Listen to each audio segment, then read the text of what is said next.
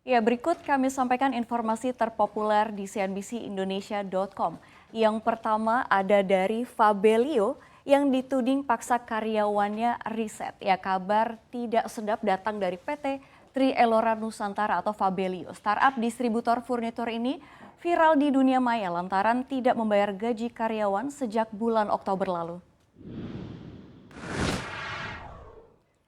Fabelio juga dituding belum membayar jaminan sosial BPJS Ketenagakerjaan karyawan sejak 2020, namun tetap memotong dana tersebut dari gaji karyawannya. Bahkan memaksa para staf mengundurkan diri dengan menggunakan anggota organisasi massa atau ormas tertentu. Sementara dari pihak eksternal, Fabelio dilaporkan tidak membayar kewajiban kepada vendor dan pengembalian dana kepada konsumen atau refund, serta tidak menjalankan pesanan klien Fabelio Project meskipun sudah dibayar.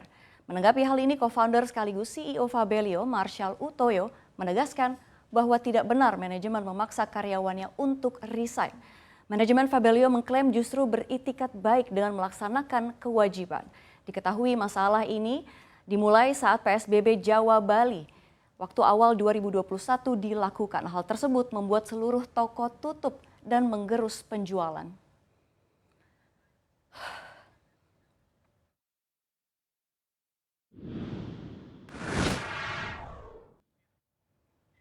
Informasi berikutnya soal PNS yang gantikan robot. Seiring dengan kemajuan teknologi yang semakin pesat, pemerintah berencana mengganti posisi pegawai negeri sipil atau PNS dengan tenaga kerja robot. Dikonfirmasi Kepala Biro Humas Hukum dan Kerjasama Badan Kepegawaian Negara atau BKN, Satya Pratama mengatakan bahwa rencana transformasi digital birokrasi pemerintah sudah direncanakan sejak lama. Bahkan sudah dilaksanakan sejak arahan Presiden Joko Widodo di tahun 2019.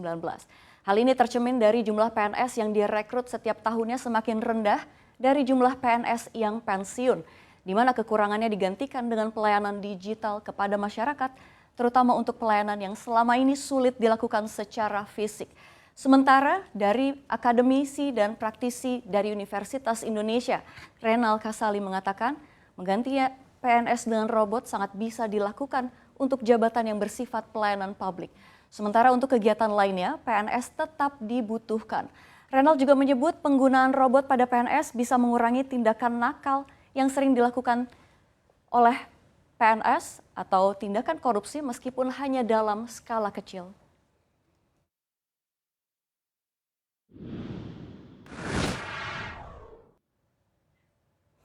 Informasi berikutnya ada utang Indonesia yang jatuh tempo. Betul sekali, jelang memasuki tahun 2022 pemerintah diingatkan oleh utang jatuh tempo yang nilainya mencapai 443,8 triliun rupiah. Porsi tertinggi berada pada semester 1 2022. Namun Direktur Strategi dan Portofolio Pembiayaan DJPPR Kementerian Keuangan Riko Amir mengatakan pemerintah yakin bisa memenuhi kewajiban utang yang jatuh tempo di tahun depan. Sebab penerimaan negara pada tahun 2022 diprediksi tumbuh positif. Tahun depan penerimaan negara ditargetkan mencapai 1.846 triliun rupiah. Angka tersebut belum mencantumkan dampak positif dari pemberlakuan Undang-Undang Harmonisasi Peraturan Perpajakan atau HPP, diantaranya kenaikan PPN dan program tax amnesty. Di sisi lain, Amir menyebut juga memungkinkannya pelonggaran dari kewajiban pembayaran melalui perpanjangan tenor utang jatuh tempo, melalui mekanisme pasar yang banyak digunakan di banyak negara, seperti melakukan cash buyback atas utang jatuh tempo di 2022. Transaksi ini dapat mengurangi bunga utang yang akan dibayar pada tahun 2022.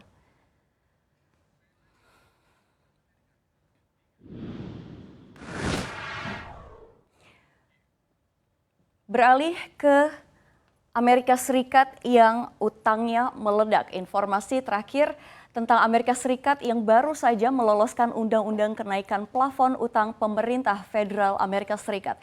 Ini artinya pemerintahan di bawah kepemimpinan Joe Biden bisa menambah utang lagi guna menghindari default atau gagal bayar untuk pertama kalinya.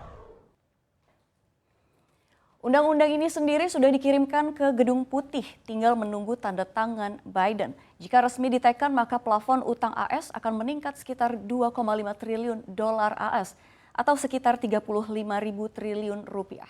Dari 28 triliun dolar AS menjadi 31,4 triliun dolar AS. Mengutip US Debt Clock, utang AS dalam posisi real time kini sudah mencapai 29 triliun dolar AS atau sekitar 577.700 triliun rupiah. Utang ini sekitar 125% dari PDB Amerika Serikat.